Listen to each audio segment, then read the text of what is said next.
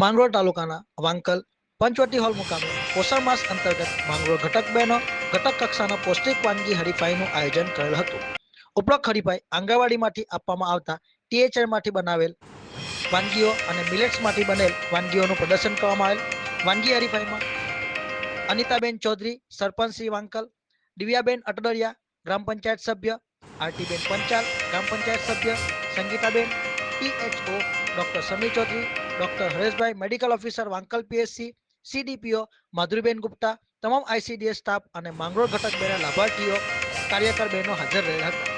પોષણ માસમાં પોષણ ઉત્સવના માધ્યમથી સગર્ભા ધાત્રી માતાઓ, બાળકોના વાલીઓ અને કિશોરીઓને મિલેટ્સ અને ટીએચઆરના ફાયદાઓ અને એના વધુ વપરાશ અંગે માહિતગાર કરવા અને એની વધુમાં વધુ ઉપયોગ વિશે જાગૃતતા લાવવાનો છે એમ સીડીપીઓ માધુરીબેન ગુપ્તાએ અખબારી યાદીમાં જણાવ્યું.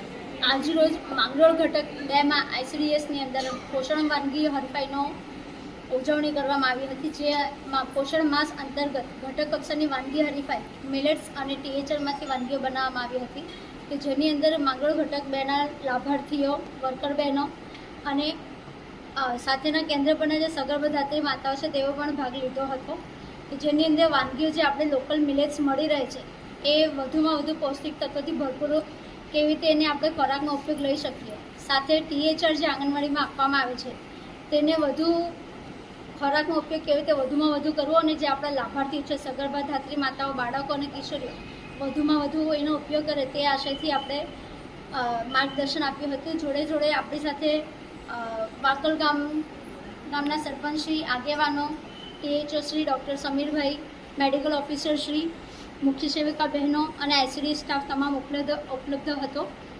Thank you.